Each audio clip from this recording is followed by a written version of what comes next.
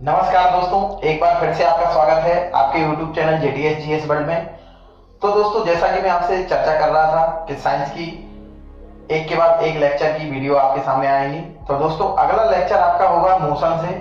जो लोग लूसेंट लिए होंगे उनको देखने को मिलेगा, वहां आपका अगला चैप्टर होगा गति या मोशन। तो दोस्तों, आज हम मोशन अर्थात गति के बारे में चर्चा करने वाले हैं। इसके पहले मैं थोड़ा सा आपको मोटिवेट करना चाहूंगा कि रख हौसला वो मंजर भी आएगा, रख हौसला वो मंजर भी आएगा, प्यासे के पास चलकर समंदर भी आएगा, और थक कर मत बैठे मंजिल के मुसाफिर, तुझे मंजिल भी मिलेगी और मंजिल मिलने का मजा भी आएगा। तो दोस्तों, तैयारी बिल्कुल जोरदार करते रहें। आप लोगों का प्यार है, सभी लोग लाइक कर रहे हैं, वीडियो को देख रहे हैं, बड़ा अच्छा लग रहा है, पॉजिटिव एनर्जी आ रही है मुझे। तो दोस्तों, आज गति के बारे में बात करेंगे और गति के संदर्भ में मैं चर्चा करना चाहूंगा। तो सबसे पहले हमको गति के लिए कुछ राशियां देखना पड़ेंगी। तो यहाँ पर अब आगे बढ़ते हैं। तो यहाँ पर अपना चैप्टर आ चुका है गति, और यहाँ ये गतियों पर यदि मैं बात करूं तो आपको गतियों में मैं आपको बताऊंगा राशियां होंगी, और राशियां कितने प्रकार की होंगी? दो प्रकार की। एक राशि आपकी होगी कौन सी भाई? सदिश राशि। सदिश राशि वह राशि होती है जिसे हम क्या कहते हैं? Vector form. क्या कहते हैं दोस्तों? Vector form. और कहीं ना कहीं एक राशि आपको मिलने वाली है अदिश राशि। कौन सी राशि मिलेगी दोस्तों? अदिश राशि। इसको हम स्केलर कहते हैं। एक सदिश राशि है, एक अदिश राशि है। दोस्तों, यदि आपको दिखाई अच्छे से नहीं दे रहा तो इसकी स्लाइड आने वाली है। ये देखिए, आपके सामने स्लाइड आ गई होगी। तो स्लाइड में आप लोग देख सकते हैं, यहाँ पर ये सारी चीजें मैं बताने वाला हूँ, स्केलर वेक्टर। तो भाई यहाँ पर सबसे पहले मैं अदिश राशि की बात करूं, वे भौतिक राशियां जिनको दर्शाने के लिए हमें परिमाण के साथ साथ दिशा की कोई आवश्यकता नहीं होती, अर्थात केवल परिमाण से हमारा काम चल जाता है। और परिमाण से हमारा काम चल जाता है तो वह राशियां क्या कहलाने वाली है? अदिश राशियां। और इनकी क्या होती है? नियम बिल्कुल सरल होते हैं। नियम का मतलब यह है कि भाई यहाँ पर मैं बात करना चाह रहा हूँ, गणितीय संक्रियाएं हैं कि जैसे कि इनके हम परिमाण को जोड़ेंगे, 2 + 2 करेंगे तो 4 आ जाएगा। लेकिन दोस्तों, ये बात इसलिए बता रहा हूं क्योंकि यहां पर ये इंपॉर्टेंट हो जाती है। तो यहां पर आपको देखने को मिलेगी सदिश राशि। सदिश राशि में आपको क्या मिलने वाला है कि किसी भी राशि के परिमाण के साथ साथ आपको दिशा की पूर्णतः आवश्यकता होती है।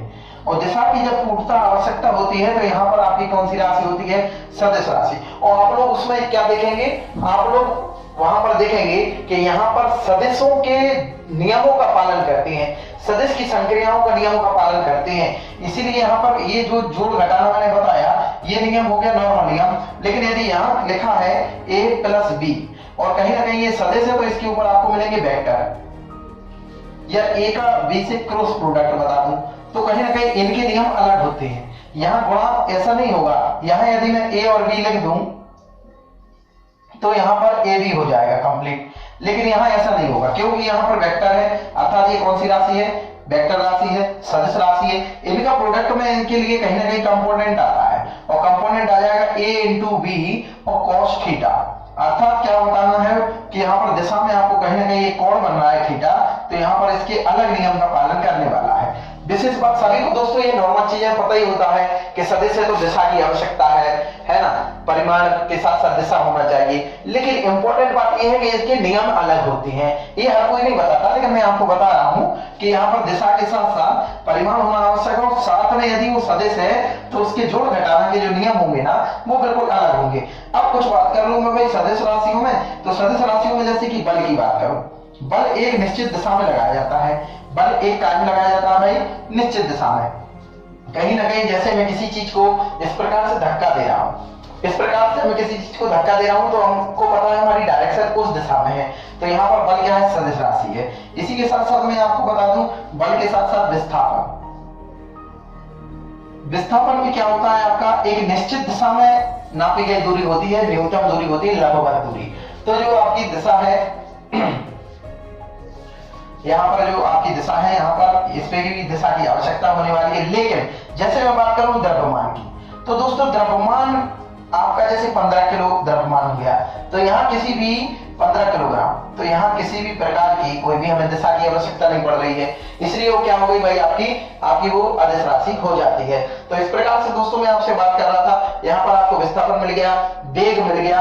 वेग भी सदिश राशि है भाई, क्योंकि वो विस्थापन से ही बनने वाला है और वेग से ही बनता है त्वरण। अभी सबकी डेफिनेशन आएगी एक एक करके और आपके सामने स्लाइड बदल जाएगी। अभी स्लाइड यही रहेगी, ये अदिश और सदिश की, जिससे कि आपको एक एक चीज क्लियर हो जाए, फिर इसके बाद बदल जाएगी एकदम से स्लाइड। तो यहाँ पर आपने देखा यहाँ पर कार्य है, समय है, द्रव्यमान है, ये द्रव्यमान है, यहाँ पर कार्य है, ये है और आपका समय है। इनके लिए कोई दिशा की आवश्यकता नहीं होती। और दोस्तों एक इंपॉर्टेंट फैक्ट बनता है यहाँ अदिश राशि से, वो आपको जरूर याद रखना है। कभी कभी कोई टीचर बताती है कि विद्युत धारा भी एक सदिश राशि है, तो दोस्तों विद्युत धारा सदिश राशि नहीं है। विद्युत धारा सदिश राशि इसलिए नहीं है क्योंकि यहाँ पर कोई दिशा का फॉर्मेट नहीं होता। मान लो अपन ने किसी भी इस प्रकार के किसी भी चालक में, यहाँ पर एक सिंगल चालक है, ये चालक है, इसमें अपने विद्युत धारा बहाई तो ये इस दिशा में आ रही है, ठीक है भाई, दिशा की आवश्यकता पड़ गई। लेकिन कहीं ना कहीं अपन जो है, ये आपकी जो है इस प्रकार का कोई चालक है, अब यहाँ हमने तार लगा दिया, तो आप बता सकते हैं कि आप दिशा किस दिशा में जाएगी आपकी धारा, यहाँ भी जा सकती है, यहाँ भी जा सकती है, तो आपको डायरेक्शन फाइंड करना मुश्किल पड़ जाता है। तो इस प्रकार से आपने देखी सदिश और अदिश राशि, ठीक है ना। तो इस प्रकार से सदिश और अदिश राशि हो गई। अब आगे चल के मैं थोड़ी सी आपसे चर्चा करूंगा कुछ परिभाषाओं की, जो आपकी गति से संबंधित परिभाषाएं हैं। तो दोस्तों जैसे ही मैं ये लिखना शुरू करूंगा, आपका जो है स्लाइड एकदम से आ जाएगी। तो दोस्तों कुछ छोटी छोटी परिभाषाएं वो आपको पता होना चाहिए। छोटी छोटी परिभाषाओं में यदि मैं बात करूं तो आपको क्या मिलने वाला है भाई, सबसे पहले बात करूं तो यहां पर आपको मिलेगी भाई दूरी। क्या मिलने वाली है भाई, दूरी। तो दूरी क्या होती है भाई, ये दूरी है। पहली परिभाषा आपके लिए आएगी दूरी, और ये देखिए आपके सामने स्लाइड आ चुकी है। तो यहाँ पर आप ये स्लाइड में देख रहे होंगे कि डिस्टेंस है, और दूरी में क्या होता है भाई, एक किसी भी वस्तु के द्वारा तय की गई एक लंबाई, तय की गई क्या हो गई भाई, लंबाई हो गई। अर्थात कोई वस्तु है यहां से यहां तक पहुंच गई, तो वो क्या कहलाई भाई, उसकी दूरी कहलाई। लेकिन यहां पर दूरी में एक इंपॉर्टेंट बात है आपके लिए देखने के लिए, कि दूरी में आपको एक इंपॉर्टेंट बात देखने को मिलेगी कि दूरी एक अदिश राशि है। कैसी राशि है भाई, अदिश। यह एक अदिश राशि है दूरी। क्यों है भाई अदिश राशि, क्योंकि यहाँ पर आपको कोई दिशा जो है फाइंड नहीं होगी, दूरी कोई भी हो सकती है, और दूरी हमेशा क्या होती है भाई, आपकी धनात्मक होती है। तो बताओ यहाँ तक किसी को कोई समस्या बिल्कुल नहीं होना चाहिए दोस्तों। तो दूरी हो गई, ये आपकी पहली डेफिनेशन हो गई दूरी। फिर स्लाइड में आप देख रहे होंगे, इसके बाद आता है आपका विस्थापन। तो दोस्तों ये इंपॉर्टेंट है विस्थापन। अभी मैंने आपको बताया कि विस्थापन काय में जाएगी भाई, सदिश राशि में। किस राशि में जाएगी भाई, सदिश में। अदिश में नहीं जाएगी भाई, सदिश में जाएगी। क्यों, क्योंकि विस्थापन क्या होता है, किसी भी वस्तु, आप मान लो कोई वस्तु इस प्रकार से है, ये वस्तु यहां से इस प्रकार से होती हुई यहां पहुंच गई, ठीक है ना। लेकिन दोस्तों ये यहां से यहां तक जो दूरी है, मान लो ये 40 मीटर चल गई, लेकिन विस्थापन क्या होता है, प्राथमिक एवं अंतिम बिंदु के लंबवत और न्यूनतम दूरी। अर्थात ये जो दूरी गई है 40 किलोमीटर, ये सबसे न्यूनतम दूरी होगी, और न्यूनतम दूरी होगी अर्थात यहां मान लो ये आपकी कितनी चली भाई, 30, तो 10 मीटर का अंतर आ गया कि नहीं। और यहां पर क्या होता है, एक लंबवत दूरी होती है, अर्थात यहां पर दिशा होती है, इसलिए इसको अपन ने क्या बोल दिया भाई, ये क्या है, सदिश राशि है। तो इस प्रकार से विस्थापन बहुत अच्छे से समझ गए होंगे। जैसे कि आप लोग एक रीजनिंग में वो बनाते होंगे टॉपिक, एक रीजनिंग में आप टॉपिक देखते होंगे डिस्टेंस वाला, और कहीं ना कहीं डिस्टेंस वाले उसमें आपने देखा होगा कि विस्थापन ही देखते हैं कि कोई व्यक्ति यहां से चला, फिर दक्षिण की ओर चला, फिर कहीं ना कहीं पूरब की ओर चला, तो भाई अपने मूल बिंदु से कितनी न्यूनतम दूरी पे है। तो दोस्तों यहां से यहां तक की जो दूरी होती है वो इन दोनों की दूरी से कम दूरी होती है, अर्थात ये क्या होगी भाई, न्यूनतम। विस्थापन को इंग्लिश में डिस्प्लेसमेंट कहते हैं, अर्थात कोई वस्तु अपने स्थान से कितनी आगे पीछे हुई है, वो मेन दूरी देखना है। ये नहीं देखना कि भाई वो ऐसे आके ऐसी गई है, नहीं, वो डायरेक्ट यहां से कितनी दूर है, कम से कम दूरी पर। और यहां पर आपको क्या मिल जाती है, बिल्कुल प्रॉपरली यहां पर आपको दिशा मिल जाती है, और कहीं ना कहीं न्यूनतम दूरी होती है। तो विस्थापन हो गया दोस्तों, यहाँ पर विस्थापन हो गई। अगली डेफिनेशन आपकी आने वाली है कौन सी भाई, स्लाइड में आप लोग देख लेंगे। अगली डेफिनेशन आ रही है आपकी चाल। तो दोस्तों दूरी हो गई, विस्थापन हुए, चाल। चाल बराबर सभी को पता है भाई, दूरी बटे समय होता है। अब इसका मतलब क्या होगा भाई, किसी भी समय में, एकांक समय में चली गई दूरी या तय की गई दूरी। तो एकांक समय में तय की गई दूरी अपन क्या कहलाती है भाई, चाल कहलाती है। एकांक समय में तय की गई दूरी क्या कहलाने वाली है दोस्तों, चाल कहलाने वाली है। और यहां पर मैं आपको पहले बता चुका था, चूंकि दूरी कौन सी राशि है भाई, दूरी आपकी अदिश राशि है। जब दूरी अदिश राशि है तो कहीं ना कहीं चाल भी कौन सी राशि हो जाएगी, अदिश राशि हो जाएगी। चाल किसी भी हिसाब से चली जा सकती है। और चूंकि यहाँ पर आप देख रहे हैं इसका सूत्र दूरी बटे समय है, तो दूरी का मात्रक क्या होगा भाई, मीटर, कल ही बताया था मैंने। तो समय का मतलब क्या हो गया, सेकेंड। तो इसका भाई ऐसा ही मात्रक क्या बन के रेडी हो जाता है, मीटर पर सेकेंड। तो दोस्तों इस प्रकार से आपने देख लिया क्या भाई, चाल। ठीक है दोस्तों, चाल हो गई। इसके बाद आगे अगली टॉपिक, अगली आपकी वो आएगी भाई वेग। क्या आएगी दोस्तों, वेग। अगली डेफिनेशन आपकी आने वाली है, यहां पर मैं आपको बता दूं, यहां पर अगली डेफिनेशन आपका आएगा भाई वेग। क्या आ रही है भाई, वेग। और वेग के बारे में यदि मैं चर्चा कर लूं तो वेग, अब यहां पर जैसे ये दूरी से बन रही थी चाल, तो यहां पर विस्थापन से बनेगी क्या भाई, विस्थापन से बनेगा आपका वेग। अर्थात एकांक समय में कोई वस्तु ने कितनी दूरी निश्चित दिशा में तय की, अर्थात न्यूनतम दूरी तय की, तो उसको अपन ने क्या बोला था, विस्थापन। अर्थात एकांक समय में होने वाले विस्थापन को हम क्या कहते हैं, वेग कहते हैं। और चूंकि विस्थापन कैसी राशि है भाई, सदिश राशि है, इसलिए आपकी ये जो वेग भी होगा वो कौन सी राशि हो जाएगा, सदिश राशि हो जाएगा दोस्तों। तो यहाँ पर आपने देखा क्या भाई, विस्थापन आ गया। विस्थापन में आपने क्या देख लिया भाई, विस्थापन से आपका क्या बन के रेडी होगा, वेग। क्या हो गया भाई, वेग। अर्थात एकांक समय में तय किया गया विस्थापन या दूरी क्या कहलाई, आपकी वेग कहलाई है। ठीक है दोस्तों, तो यहाँ पर वेग हो गया। वेग एक सदिश राशि है और यहाँ पर भी इसका ऐसा ही मतलब क्या होगा, मीटर पर सेकेंड ही होगा। क्या होगा भाई, मीटर पर सेकेंड, क्योंकि विस्थापन भी दूरी ही थी, मीटर है और समय है, तो ये क्या बन गया आपका मात्रक, ऐसा ही मात्रक, मीटर पर सेकेंड। तो ये हो गया आपका। फिर इसके बाद आपकी अगली डेफिनेशन आती है त्वरण। क्या आती है दोस्तों अगली डेफिनेशन, त्वरण। तो त्वरण की बात कर लें थोड़ा सा, तो त्वरण में आपको क्या मिलेगा भाई, ये वेग होता है, वेग से ही आपका त्वरण निकल के आता है। तो यहां पर क्या हो जाता है भाई, वेग में परिवर्तन की दर, अर्थात एकांक समय में वेग में होने वाला परिवर्तन। अब चूंकि वेग सदिश राशि है तो उसी से त्वरण बनना है, वो भी क्या होगी भाई, सदिश राशि होगी। अब यहां पर मैं बता दूं भाई, त्वरण या एक्सेलरेशन क्या होता है।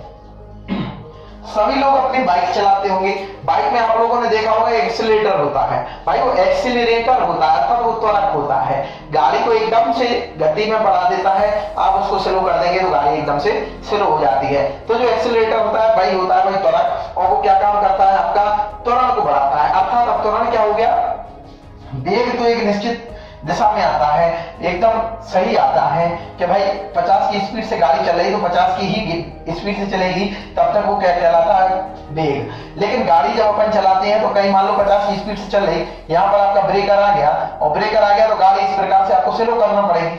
स्लो करेंगे तो एकदम से उसकी स्पीड क्या हो जाएगी, 20। तो आपका त्वरण क्या हो गया भाई, ऋणात्मक हो गया, एकदम से उसकी स्पीड कम हो गई तो 20 पे आ गया, तो त्वरण क्या हो गया, 50 से कम हो गया। फिर जैसे ही ब्रेकर को हम पार करेंगे फिर स्पीड 50 से ऊपर आ जाएगी, तो कहीं ना कहीं 50 या 50 से 60 हो गई, तो ये क्या हो गया, आपका त्वरण आपने बढ़ा दिया। अर्थात वेग में क्या हो रहा है, परिवर्तन। और वेग नियत कब रहता है, जब एक निश्चित गति से कोई भी चीज आगे की ओर या पीछे की ओर जा रही है, अर्थात गति कर रही है। तो दोस्तों वेग है और वेग से ही आपका क्या बनता है, त्वरण।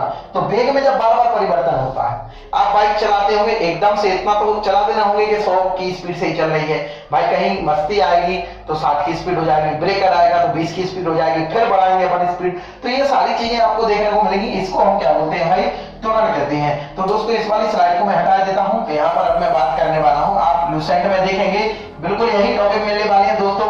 लिखा तो सब जगह मिल जाएगा, यहाँ स्लाइड पे भी आपको दिख रहा होगा, लेकिन इंपॉर्टेंट बात क्या है, आपको समझ में आना चाहिए ये होता क्या है। तो भाई यहाँ पर आपको सबसे पहले आने वाला है, अब एक अगली टॉपिक, अगली हेडिंग लूसेंट में आएगी, वो होगी प्रक्षेप गति। क्या होगी भाई, प्रक्षेप गति। ये आगे भाई आपकी प्रक्षेप गति, ये इंपॉर्टेंट बात है भाई, ये इंपॉर्टेंट चीजें हैं और कहीं ना कहीं आपको सब कुछ मिल जाएगा कायदा भाई लूसेंट में, या यहाँ पर आपको स्लाइड पर दिख रही होगी एक अच्छी कि ये प्रक्षेप गति क्या होती है। तो मैं आपको इतनी सी बात बताना चाहूंगा कि आपको डेफिनेशन में यहाँ पर देखने को मिला होगा, स्लाइड में आपको ये देखने को मिला होगा कि जब कोई पिंड ऐसे नियत त्वरण के अंतर्गत गति करता है जिसकी दिशा पिंड के वेग की दिशा से भिन्न हो, तो जिसकी दिशा पिंड के वेग की दिशा से भिन्न हो और पिंड वेग परिमाण एवं दिशा दोनों समय के साथ बदलते रहे। पिंड का जो दिशा है और परिमाण है दोनों समय के साथ बदलते रहे। मैं भाई डेफिनेशन आप लोग याद करना वो ठीक है, मैं आपको समझाने का प्रयास करता हूँ। होता क्या है, होता ये है कि मान लो इस प्रकार से हमारे पास कोई चीज है और हमने क्या किया है भाई, ये एक छोटा सा ग्राफ बना के बताऊंगा यहाँ से। तो आप क्या करते हैं, हम यहाँ पर खड़े हुए हैं, यहाँ से हमने वस्तु को कहाँ की ओर फेंका है, ऊपर की ओर। कहाँ की ओर फेंका है, ऊपर की ओर। लेकिन इसकी दिशा कायदे से कहाँ होना चाहिए, ऊपर ही होना चाहिए कि नहीं, है ना। लेकिन ये क्या करता है, अपने पूरी स्पीड से फेंका है तो इसकी दिशा यही होना चाहिए, ऊपर की ओर ही होना चाहिए। लेकिन क्या होता है, इसकी दिशा क्या होती है, आगे जाते जाते इसमें चेंज होती चली जाती है। क्या होती चली जाती है दोस्तों, चेंज होती चली जाती है। तो यही आपके जो है प्रक्षेप पथ कहलाने वाला। क्यों कि जैसे जैसे अब अपन जो है इसको ऊपर की ओर बढ़ा रहे हैं लेकिन इसका परिमाण बदल रहा है। देखिए ये वस्तु यहाँ थी, फिर इसको जाना कायदे से यहाँ था, लेकिन वो कहाँ आ गई, यहाँ आ गई, है ना। अर्थात उसका परिमाण ही बदल गया, दिशा भी बदल गई। अब अपन को यहाँ से भी इसको कहाँ जाना था, अगली पॉइंट इसका ये होना था, ये कहाँ पहुंच गई, यहाँ पहुंच गई। अगला पॉइंट इसका यहाँ होना था, कहाँ पहुंच गई भाई, यहाँ। अर्थात समय के साथ भिन्न भिन्न परिमाण और भिन्न भिन्न उनमें बदलती जा रही है, आपकी दिशा बदलती चली जा रही है। इसी गति को हमने क्या बोला है भाई, प्रक्षेप गति बोला है। क्या बोला है भाई, प्रक्षेप गति। और दोस्तों ये वाला जो पॉइंट होता है ना, एक स्थिति तक यहाँ पर वस्तु आएगी और एक पॉइंट होगा जो क्रिटिकल पॉइंट होगा, क्रांतिक पॉइंट, इसको बोलते हैं क्रांतिक या क्रिटिकल पॉइंट। ये हाईएस्ट पॉइंट होता है। यहाँ पर क्या होता है, इसकी स्पीड सबसे ज्यादा हो जाती है, बस इसकी स्पीड अब हो जाएगी कम। अब इसके बाद इस पे कौन सा फोर्स लगना शुरू हो जाता है, ग्रेविटेशनल फोर्स। लेकिन मैं यहीं पे बता दूं आपको कि ये सबसे हाईएस्ट दूरी जो होगी, यदि यहाँ से यहाँ पर हम मिला दे तो यहाँ पर कितने का कोण बन जाता है, 90 का। अर्थात जो हाईएस्ट पॉइंट होगा वो कहीं ना कहीं उसके लंबवत दिशा में होगा, 90 कोण होगा, ठीक है ना दोस्तों। फिर इसके बाद मैं आगे बढ़ता हूं। तो यहाँ प्रक्षेप में अब क्या होता है, उसकी दिशा किस प्रकार से होना चाहिए थी, ऊपर की ओर ही होना थी, चूंकि वो ऊपर जा रहा था। लेकिन ऊपर की ओर ना होकर क्या होता है, उसकी दिशा इस तरफ हो गई, है ना। इस तरफ होने के बाद भी मान लो इस तरफ चला जाता सीधा, लेकिन दिशा और उसके जो है परिमाण बदलते जा रहे हैं। ये देखिए आप इस तरफ से यहाँ पर इसके प्रकार से चली आ रही है। तो ये जो गति मैंने आपको बताई है, ये आपके जो है प्रक्षेप की गति है। प्रक्षेप इस प्रकार से जो गति होती है उसको हम प्रक्षेप गति कहते हैं। यहीं पर मैं आपको थोड़ी सी एक और बात बता दूं कि भाई प्रक्षेप का जो पथ बनता है, ये प्रक्षेप का पूरा पथ है।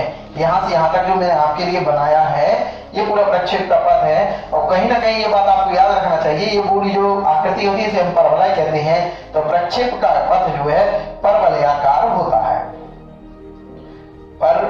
परवलयाकार होता है। तो दोस्तों ये आपका क्या हो गया, परवलयाकार हो गया। तो प्रक्षेप का पथ कैसा हो गया दोस्तों, परवलयाकार हो गया। यहाँ पर आपको कुछ छोटी छोटी चीजें देखने को आपको मिलेंगी कि जैसे कि मैं आपसे बात करता हूँ धनुष से छूटा हुआ बाण, है ना। उदाहरण में आप देखेंगे हवाई जहाज से फेंका हुआ बम, तोप से छूटा हुआ गोला। तो ये सभी लोगों में क्या होती है भाई, परवलयाकार गति होती है। कैसे भाई, ऐसे बता देता हूं। जैसे कि यहाँ आप देख लेंगे, ये आप जो है धनुष लिए हुए हैं दोस्तों, यहाँ पर आपका ये बन गया, आपका ये धनुष बन गया। और कहीं ना कहीं इस धनुष में आपने क्या किया है, यहाँ से आपने जो है तीर छोड़ा है और तीर कहीं ना कहीं ऐसा जाएगा और ऐसा गिरेगा। तो ये आप देख रहे हैं जरा, यहाँ से इसको कायदे से कैसा जाना था, ऐसा, लेकिन वो क्या हो गया भाई, ऐसा। तो आपको देख रहा होगा ये पथ कौन सा बन गया भाई, परवलयाकार हो गया कि नहीं हो गया। और जब ये पथ परवलयाकार हो गया अर्थात ये कौन सी गति हो गई, प्रक्षेप गति हो गई। फिर इसी के बाद मैं आपको बता दूं कि भाई तोप से गोला फेंका हुआ गोला, तो भाई ये आपकी तोप है, मान लो ये आपकी तोप बन गई, ठीक है दोस्तों। तो यहाँ पर एक तोप टाइप की आपने बना दी और यहाँ से आपने गोले को दागा, तो गोला क्या करेगा, इस टाइप से ऊपर की ओर जाएगा, फिर धीरे धीरे क्या जाएगा वो नीचे। तो गति तो वही हो गई ना, परवलयाकार। तो ये भी आपका पथ कौन हो गया, प्रक्षेप पथ। अब यहाँ पर मैं आपको बता दूं, कोई हवाई जहाज आपके सामने से जा रहा है, ये हवाई जहाज चला जा रहा है, मान लिया ये हवाई जहाज चला जा रहा है, ये आपका हवाई जहाज चला जा रहा है, ये मान लिया, ठीक है। तो इस टाइप से अपन ने मान लिया कि भाई ये आपका एक कोई हवाई जहाज निकल रहा है और इसने यहाँ पर क्या गिराया भाई, ये जा रहा है आगे गति करते हुए, और जैसे जैसे आगे गति कर रहा है तो इसने आपको क्या छोड़ दिया, यहाँ पर मिसाइल गिराई है। मिसाइल जैसे ये गिराई है तो भाई यहाँ पर आप गौर करेंगे, मिसाइल ये आगे की ओर फेंकेगा, अर्थात यहाँ की ओर फेंकेगा। यहाँ ये मिसाइल फेंकी है और यहाँ से क्या होगी, यहाँ से इस तरीके से वो गिरेगा मिसाइल आगे जाके। तो दोस्तों ये आपको पूरा पथ जो आपको समझ में आ रहा है, ये देखिए ये परवलयाकार हो गया।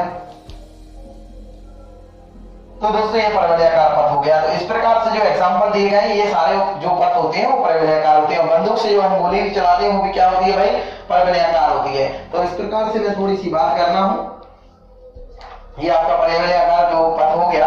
फिर इसके बाद कुछ इंपॉर्टेंट बातें आती हैं कि यहाँ पर ये आपको जो मैं ये आपको पूरा जो है डायग्राम बना के बताया था, ये जो डायग्राम मैंने बना के बताया था ये आपका क्या था भाई, 2 डायमेंशन था। कैसा था भाई, 2 डायमेंशन, अगर एक्स अक्ष यहाँ वाई अक्ष, तो ये 2 डायमेंशन था, तो ये दो में गति करता है। ठीक है, इंपॉर्टेंट जो आपके प्रश्न बनते हैं वो यह बनते हैं कि जब वह अपनी उच्चतम पॉइंट पे होती है तो कितने का कोण बनता है, ये मैं बता चुका हूं 90 का, ये बात। अब आपसे प्रश्न यह पूछा जाएगा कि किसी भी वस्तु को हमको अधिकतम दूरी पर पहुंचाना है तो वह किस कोण से फेंका जाएगा। तो अधिकतम दूरी से पहुंचाने के लिए हमको क्या करना पड़ेगा, यहां पर आपको यहां पर यदि अधिकतम दूरी पर पहुंचाना है तो यहां पर आपको जो है 45 का कोण बनाना होगा।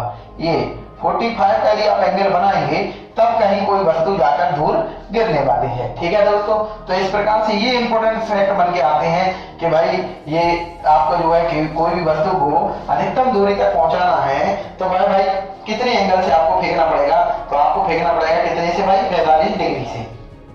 ठीक है दोस्तों, फिर इसके बाद आपकी आती है भाई वृत्तीय गति। वृत्तीय गति में अगर बात करूं तो कोई भी पिंड जब किसी वृत्ताकार मार्ग पर, ठीक है ना, वृत्ताकार मार्ग पर गति करती है और कहीं ना कहीं इसकी भी हर जगह क्या दिशा बदलेगी। जैसे कि यहाँ है इसकी दिशा है तो यहां से यदि इसकी स्पर्श रेखा खींची जाए तो ये तो वस्तु सीधी चली जाएगी, लेकिन यहाँ पर क्या होता है, ये देखो आप मुड़ गई है, फिर ये मुड़ रही है, ये मुड़ रही है, तो ये जो गति होती है इसी को हम क्या कहते हैं, वृत्तीय गति कहते हैं। आप लोगों ने कई बार गेम खेले होंगे, मैं भी खेलता था बचपन में। एक जो है पत्थर को डोरी में बांधकर यूं यूं घुमाया करता था और वो पत्थर जब किसी के सिर में जाके लगता था मुझ पर भी अच्छी खासी मार पड़ती थी। तो भाई ये वही चीज है। और जो पत्थर के टूट के फेंकता था ना, वो मैं आपको ये बता रहा हूँ, ये स्पर्श रेखा, ये आपको मैं बता रहा हूँ स्पर्श रेखा। तो जो स्पर्श रेखा होती थी उसी दिशा में जाता था वो पत्थर। किस दिशा में जाता था दोस्तों, स्पर्श रेखा की दिशा में। तो दोस्तों इस प्रकार से थोड़ी सी क्या वृत्तीय गति बता दी मैंने। तो ये वृत्ताकार मार्ग में जब गति कर रही है तो उसको हम क्या कहेंगे, वृत्तीय गति। और प्रत्येक पॉइंट पर यह जो है इसका जो है वेग बदलता जाएगा और ये त्वरित गति हो जाएगी, ये भी कोई दिक्कत नहीं है। और ये मैं आपको एग्जांपल दे चुका हूं कि जब हम किसी पत्थर को या उसको डोरी को या चक्री जो चलती है ना, वो चक्री उस पे चलाई होगी भाई दिवाली के दिन। तो दिवाली के दिन जो चक्री चलाते हैं उसमें से जो रोशनी दिखती है, कभी देखना ये सीधी नहीं दिखती, ये कहीं ना कहीं किस दिशा में दिखती है। ऐसे ये चक्री चल रही है, यहां से आई तो वो यदि चक्री इस दिशा में घूम रही है तो ये इस दिशा में फेंकेगी।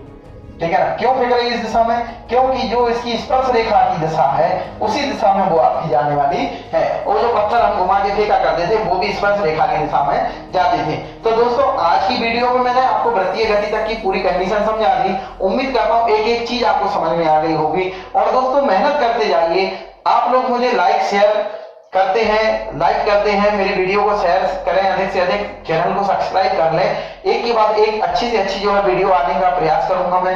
थोड़ी सी टेक्निकल प्रॉब्लम है, सभी को पता है, लॉकडाउन में संसाधन इतने अच्छे नहीं है, लेकिन फिर भी मैं अच्छे से अच्छा जो है करने का प्रयास कर रहा हूँ। संसाधन जैसे ही अपने पास आ जाएंगे वीडियो में क्वालिटी बढ़ती जाएगी। लेकिन दोस्तों लाइक करते जाएंगे, मुझे पॉजिटिव एनर्जी आती जाएगी।